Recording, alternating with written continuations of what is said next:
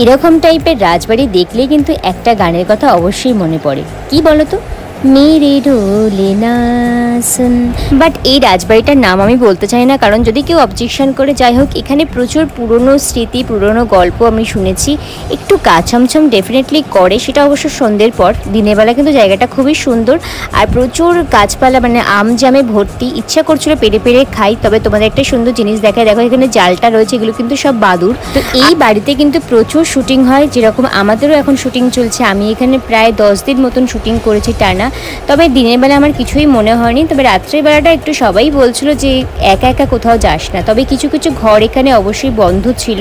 আর এখন চলো তোমাদেরকে দেখাই আমাদের মেকআপ রুম। এটা হচ্ছে আমাদের মেকআপ রুম, আর পিছন দিকে রয়েছে একটা বাথরুম। এই বাথরুমের সাইডে একটা দরজা আছে, যেটা বন্ধই থাকে, খোলে না। আর এই পেছনের দিকটা হচ্ছে বাগান সঙ্গে পুকুর। বাট তোমরা কারা কারা জায়গাটাকে চিনতে পারলে অবশ্যই আমাকে কমেন্ট করে জানিও।